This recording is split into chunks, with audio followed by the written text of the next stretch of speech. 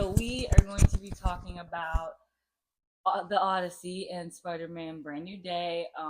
We're going to be talking about those two movies because they're pretty popular right now, and we're also going to be getting into more movies on our podcast. So we saw the Odyssey the weekend that it came out, a Thursday in IMAX. It was amazing, 9 out of 10. I We also saw it in 70 millimeter, which was amazing as well. Um, and but we do not have a 70 millimeter and IMAX here, so we're waiting to kind of see it in both of those. But yeah, I'll give it a 9 out of 10. What would you give it? I would. The first time I saw it, I kind of gave it a low 8. I had some issues with it, which I'll get into in a minute. The second time, a lot of those issues were either they were kind of smoothed out on a second watch, or just bothered me less, and I would definitely give it a 9. Yeah, it's incredible. I mean, there's nothing that I can say that hasn't already been said, but even getting to see it on IMAX and 70 millimeter independently, not Mm-hmm. together, like some lucky individuals. It was just an incredible experience. I was even telling my grandparents who don't get to the theater often, like, Mm-hmm. it may not be your type of movie, but it's at least worth seeing on the big screen. Yeah, theatrics were hands down amazing. Like the music, the atmosphere, the audience, honestly, our Mm-hmm. audience, like it was amazing. Seeing all those people come out and really show that all we there are still movie lovers and people who do love to go to the theater. There was posters, things like that were just giving you like, oh, I love the theater vibe. So and that movie did not feel that long, of course. I wasn't even really expecting it, and the more I watch the movie, the shorter it feels. And I love that about the movie. Like we saw it 2 times already, but I'm already ready to see it again. And there's so much in this film that pulls you towards the main character Odysseus as Mm-hmm. well. I feel like I was a little going into this movie not really sure how I was gonna feel with Odysseus's character, but I thought that his whole arc of kind of feeling guilty about Troy, or at least like a lot of having a lot of guilt weighing on him, was a different look on it. I was not expecting to feel like that way about the situation. Is there anything you want to go in about I mean, the like Troy?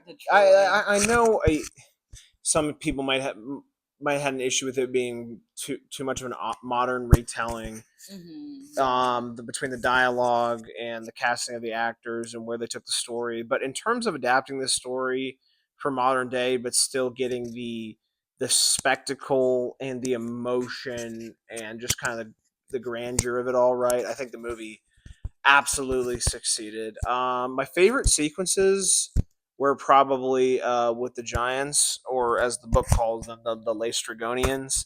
Like that scene was just like, oh, I'm like, oh, they're fucked. Like as soon as they came out of the woods, I like the trees closing on them, like the sort of like, like Illusion. little like smatterings of fantasy in it, and when it's otherwise a fairly grounded movie. Besides, the gods being a part of this reality, and the Cyclops, and And I like the the Giants. brutality of the Giants. Mm-hmm. They're kind of like, It's like swatting oh them well, you aside. came in our territory, so we're gonna definitely make sure we get some bodies on you. And they didn't stop, even though they were on their ship. They were like, no, we're gonna get in the water. And we're Yeah, gonna they were rock your boat. ruthless. It's And not like they just stopped at the end of the shore. No, they were pulling no, their boat apart. they same with Cyclops. He was like, "Oh, you guys are trying to run out. Okay, I'm gonna eat you, and I'm gonna eat you, and then I'm gonna go to sleep." And then it was just kind of like chaotic because you're like, it's kind of normal for them, but for us, we're like, you're just eating people and then going to sleep. But they just like were not like these like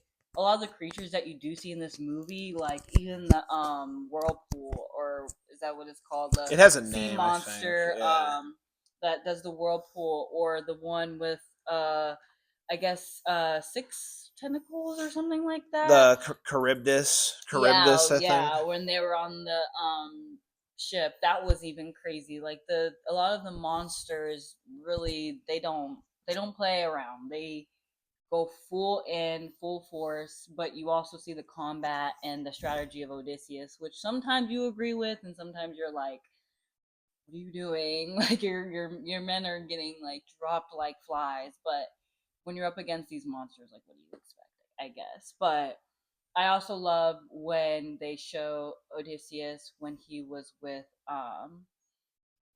Calypso. yes, and he was in that kind of headspace of like, where am I? And trying to kind of connect the dots of what happened and the guilt. And that's how we really feel. That's how we go into how he's feeling about Troy. And he describes Troy to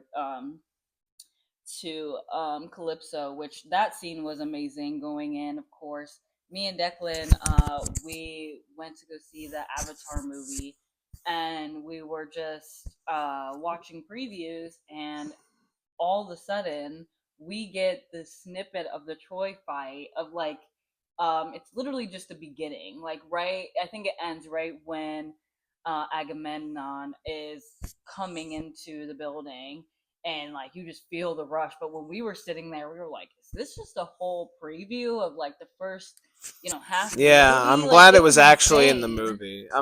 It was the whole scene where John Bernthal or Menelaus, I think his character was, just recounting the story of the horse and them getting into the city. But the score, like that is one of the most intense scenes in the movie. I'm gonna say like the Yes. movie goes between very intense and very scary to like really like a tender and emotional when it needs to be very well. Like I think most Nolan movies I would say are more about the spectacle and the emotion, but with Oppenheimer and now the Odyssey, he's kind of getting that balance, Mm-hmm. striking that balance better. Like that scene with the sirens, even when I first watched that, I was like, I don't know if I thought I'd be the only one talking about how that scene is the best, but Yeah. social media has told me that I'm definitely not. But between the Yeah. score and just Matt Damon's acting and just like the quote the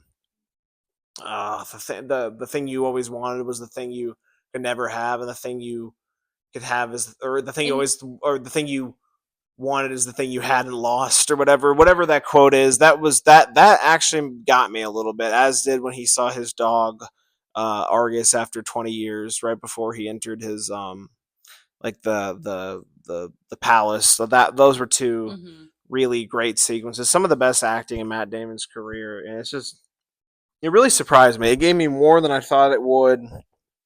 um I Score don't was amazing, by the way, in score in that that whole scene with the entire scene. sirens was Yes, beautiful, it very beautiful. It was a the instrumentation, and yeah. like a lot of his other scores are very like electronic sounding. It's Mhm. as good as they are. They're very electronic or more like orchestral. This was almost like Mhm. stripped back with like the one or two instruments on the um during the scene with the sirens. The scene with Hades was almost a little bit more of that That scene was ED like amazing. electronic I inspired I sound. loved like the scene where he went to talk to Agamemnon and many people who have died, and kind of seeing how they developed the sets of Hades and the Mm-hmm. sets of how you can, or even just the strategy of how they can talk to the dead and things like that.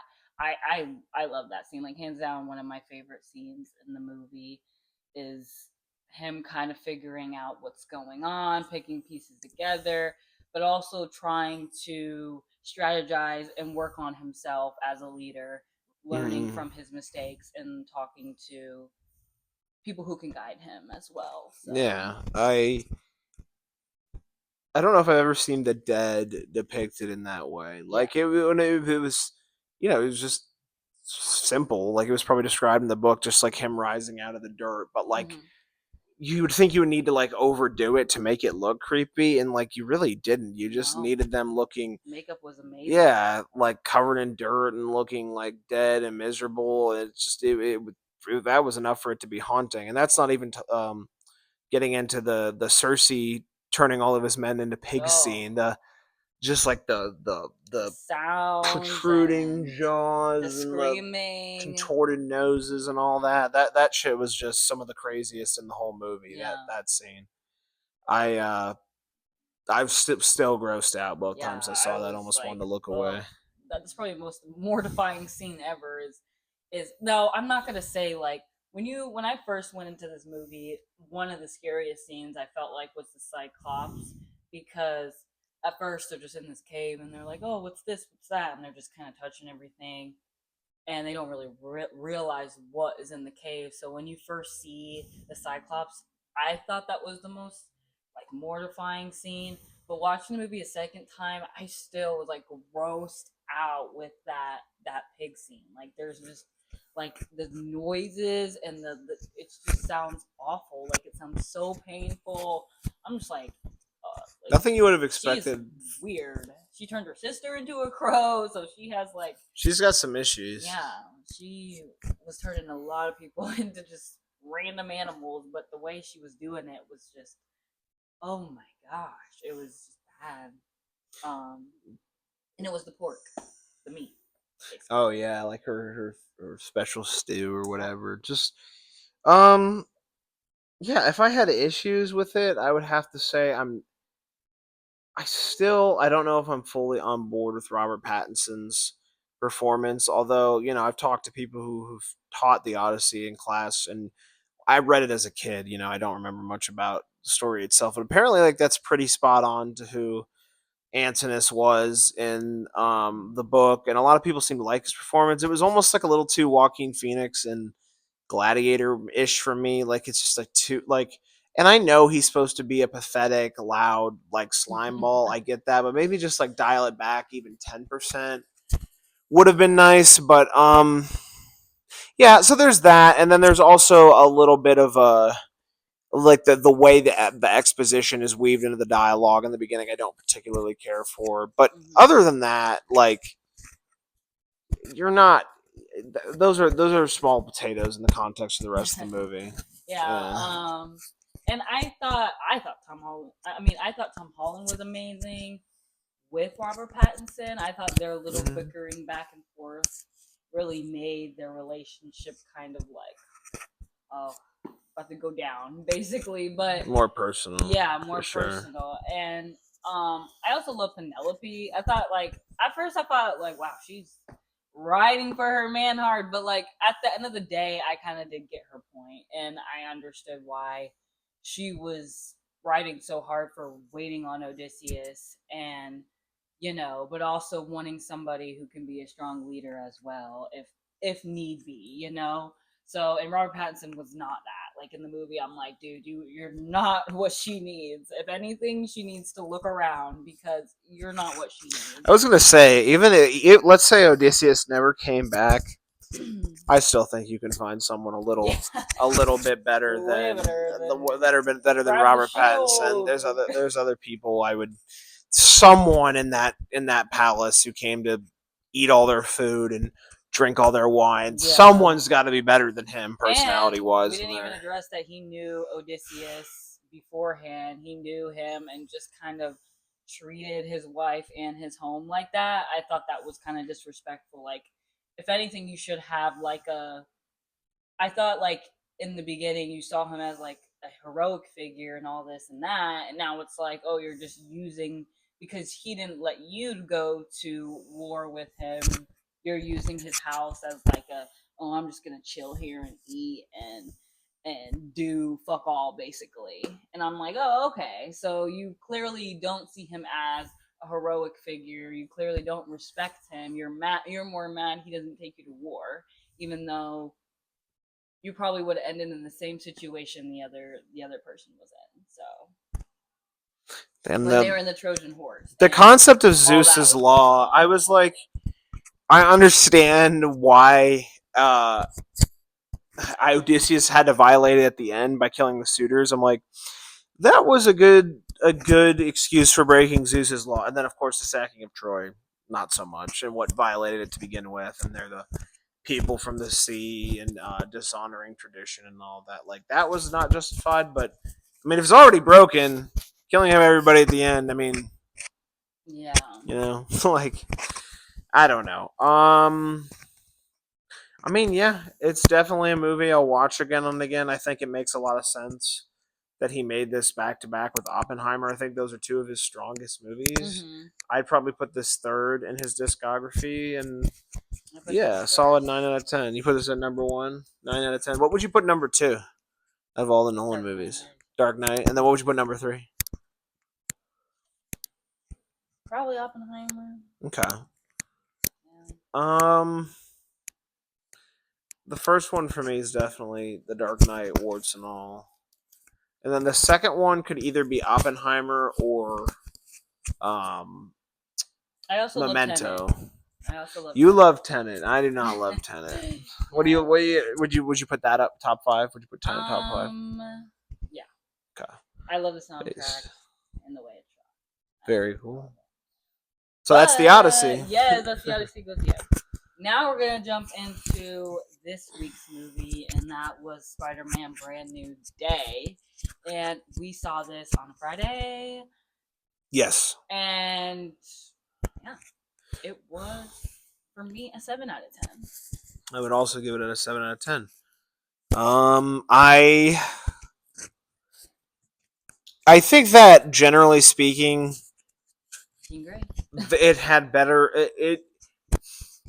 The parts of it that were good were very, very good, and I'm glad we got a movie that kind of sort of fixed up some of the issues of the John Watts, Tom Holland movies. Like it doesn't look like green screen shit the entire time. Like those three movies, and I'm not just. And it was fun. Really fun. It didn't just become cool to say this now. Like I always thought that, even almost a decade ago when Homecoming came out. I'm like this. There's even. I was just watching them the other night. The editing, man. Like there's certain we scenes watched that all just of them, end one night. like mid conversation or maybe an awkward joke that doesn't really land, and it's like there's not a Some of the logical endpoint of the relationships, like with scene. like characters that we kind of know they didn't put all the effort into writing. It's kind of just like, why is that in the movie? We could have literally left that. Like I know it's basically filler. Like there's a lot of filler in some of the like earlier movies. So I felt like they were sometimes trying to make like some of these relationships kind of happen, like with some of the students and stuff. And sometimes I'm like, I don't care about that. Like sometimes I'm literally not paying attention to that, and then I'll go right back to being like, oh, we're back to actually the story of the movie. But I felt like this one, for the most part, stayed on track the whole time. Like there wasn't, like the school trips or anything like that because of him having to wipe memories and really being alone in this one. So you're just seeing him kind of navigating the world by himself and having to deal with the loss of Aunt May, which is also just very, very sad. And you see him kind of having to basically come to terms with having to let go of some people that have just kind of that forgot him, like Doctor Strange did. People are going to forget you. Things are not going to go back to the way it was all the time. One scene that I really liked is when MJ does find the note. I know it's like later down in the movie, but I really do love that scene. It's really emotional. I was really emotional and choked up. But it gives us a lot of clarity as well, I feel I think like.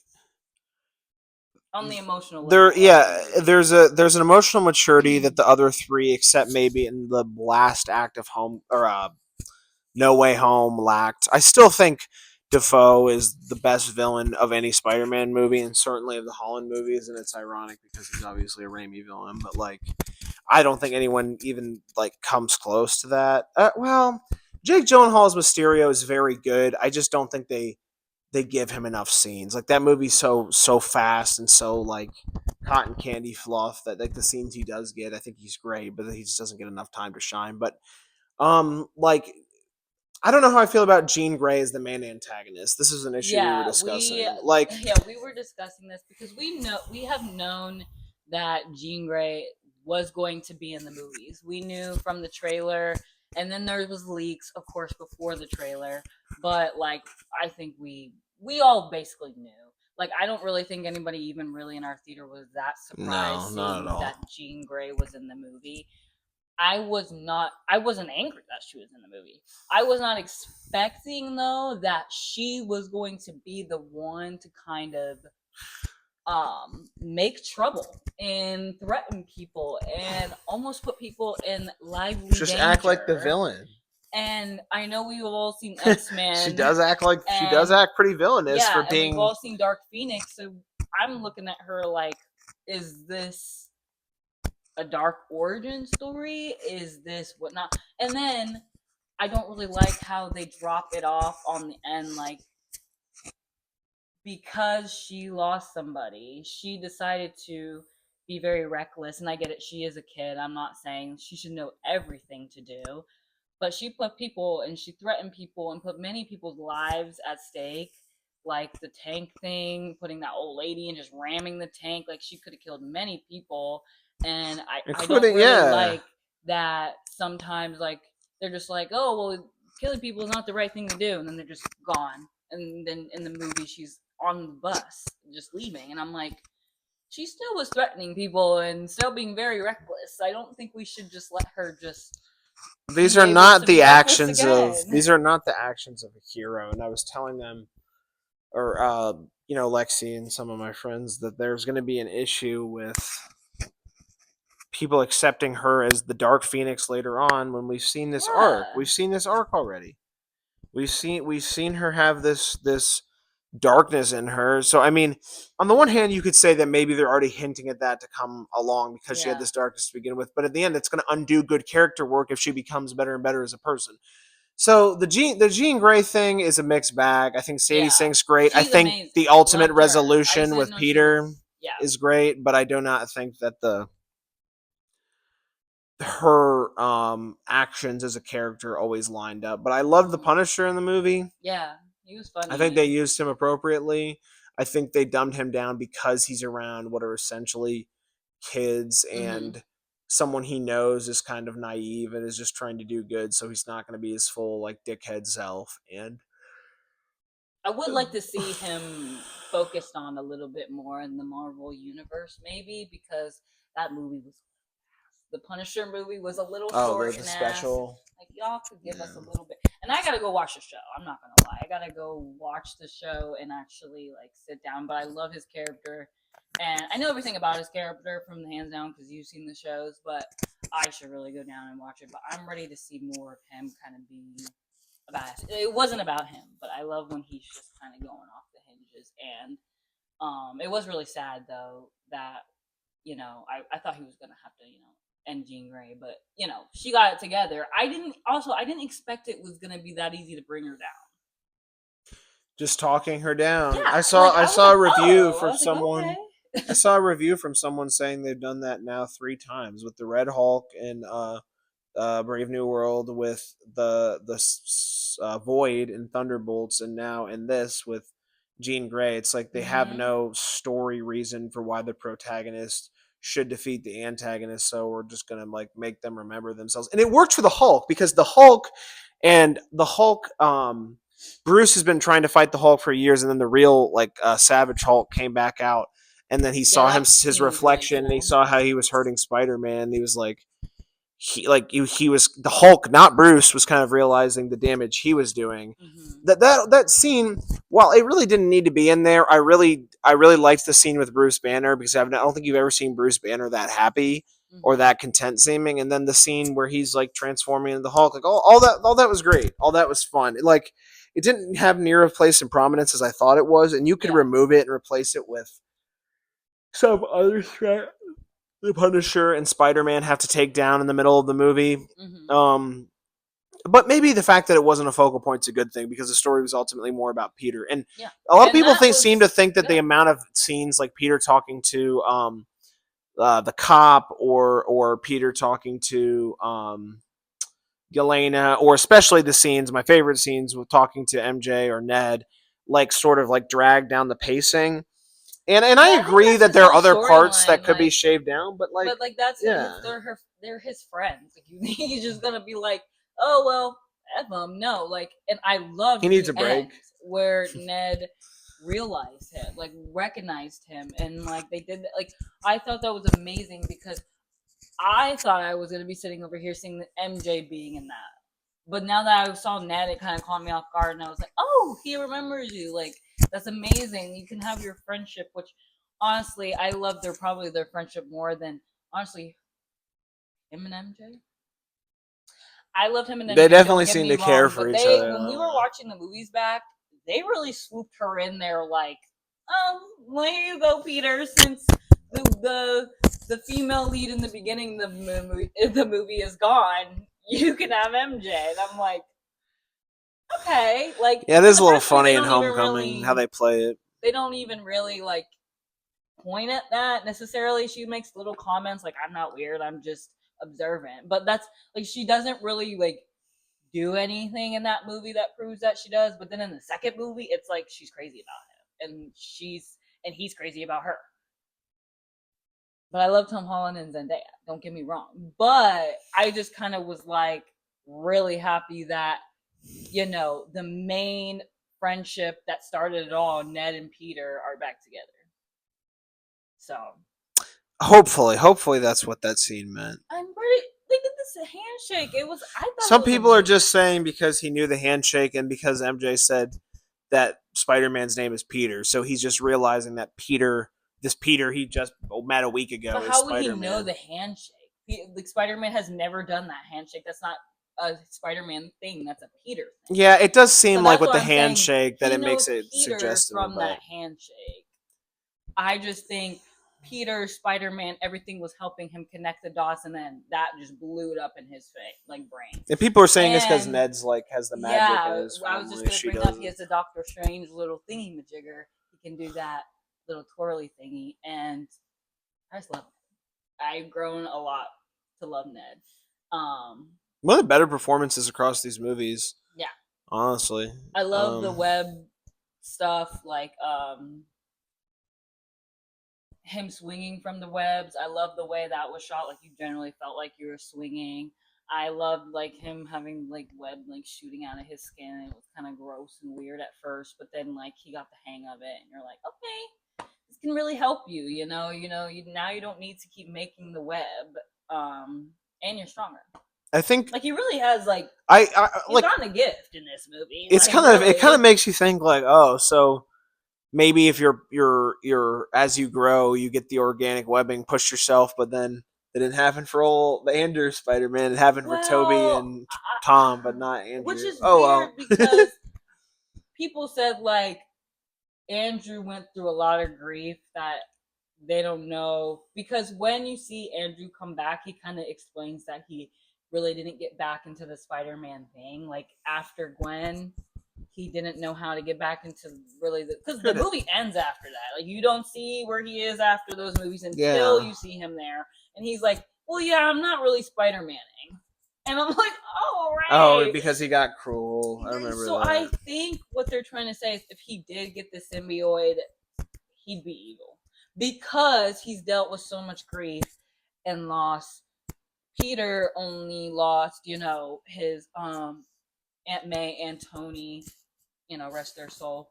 And then Toby, his Spider-Man, lost his uncle, And his friend rest their Harry. soul, And Harry. And and the third Harry. But one. Harry was Harry oh Osborn. Harry, like oh Harry. But like yeah, so I just think him losing, his uncle and his girlfriend, he could have saved his girlfriend as well.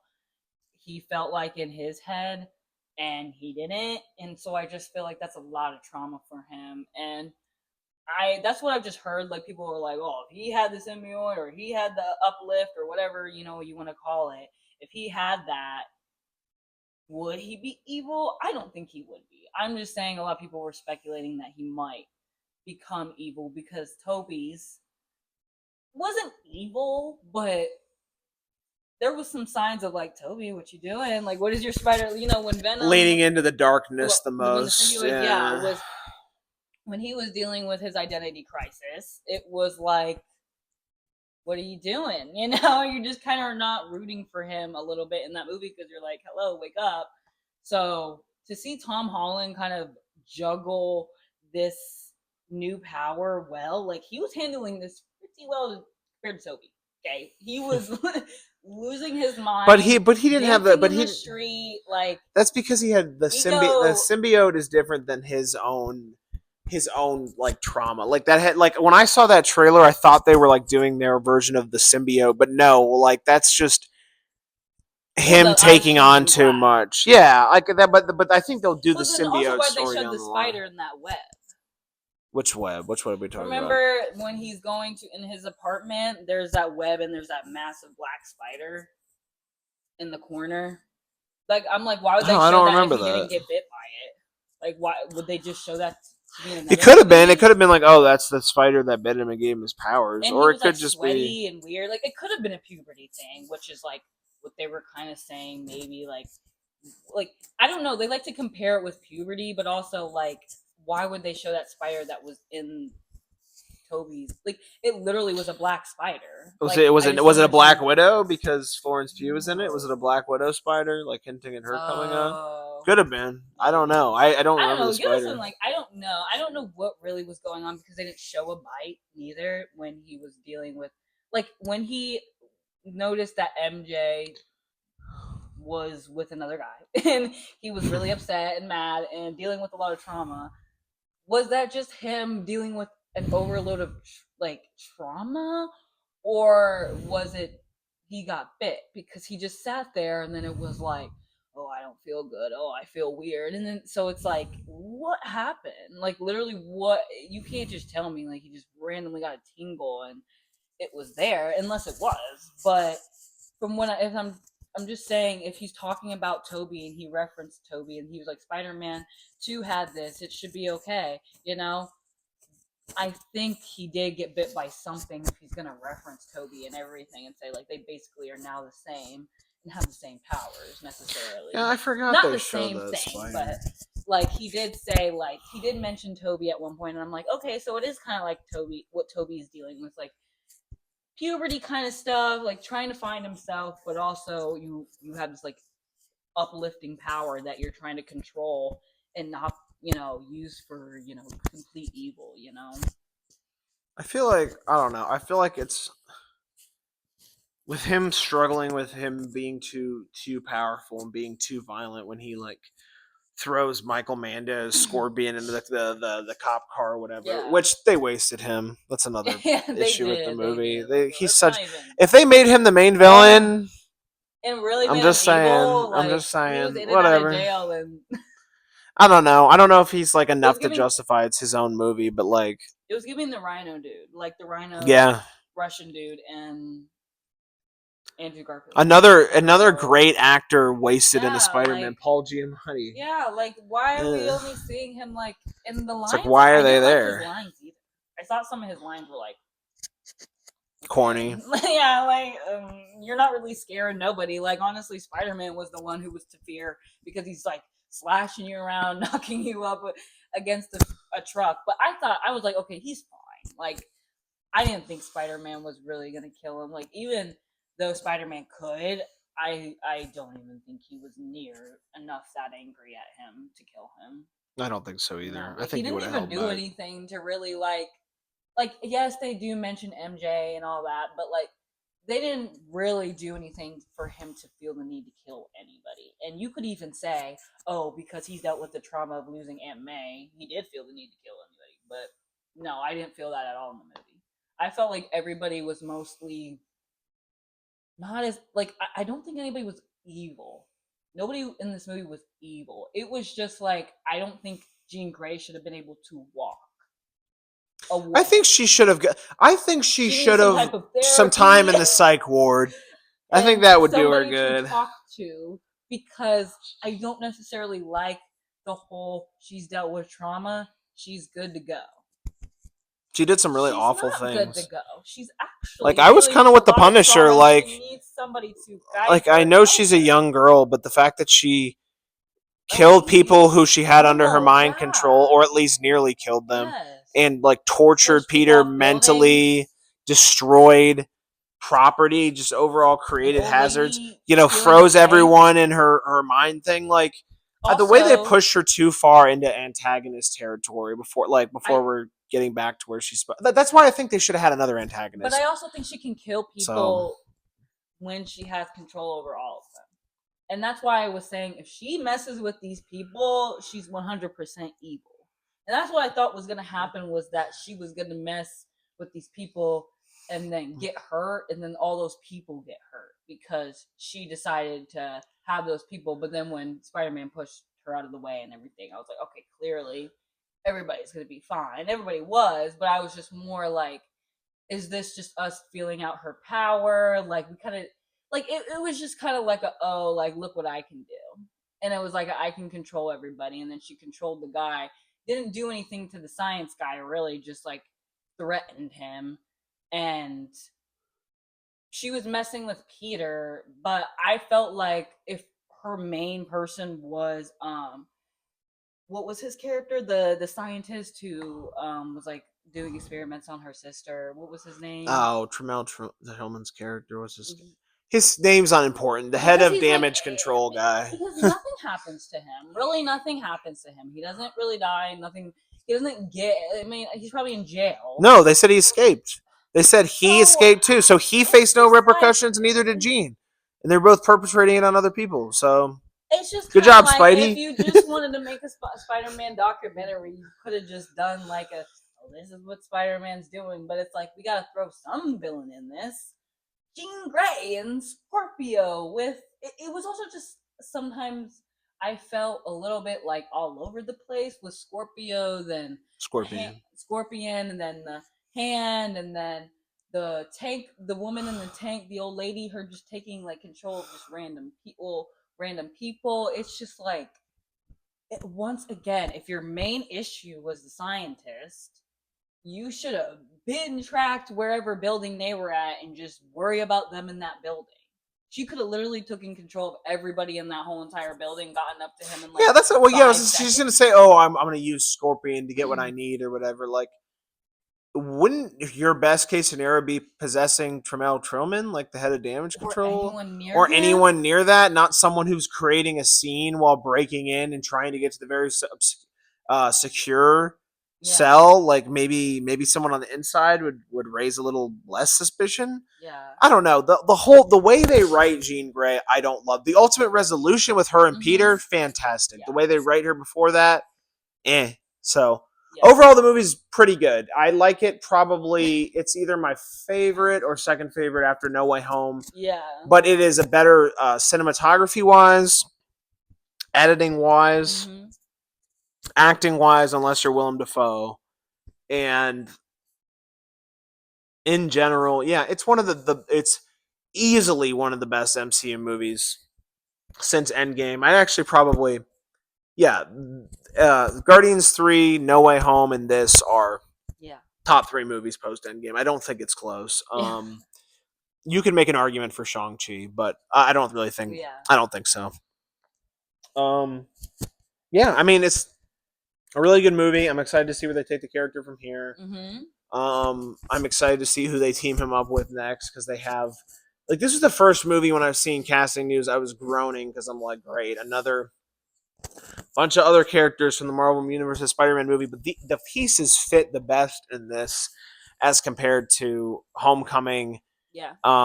as compared to Far From Home, and That's my well, No Way favorite. Home. That's kind of the premise of the movie, but like in general, I think the plot, warts and all, flowed probably the best out of any of these movies. So Yeah. for whatever that's worth, good movie. Yep. It's gonna be like the highest domestic opening of all Yeah. time.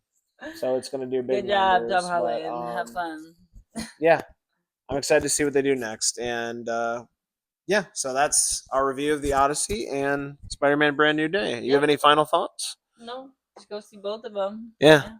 Yeah, go back to the movies. Get the box Yeah. office up. I think we're having the best year since 2019, so I hope that continues to impress us, because the theaters the past few years have been churning out, lower profits, and as a consequence worse movies. So if we're getting better movies and have higher profits, what does that tell you? So yeah, those are the movies. Bye. Bye.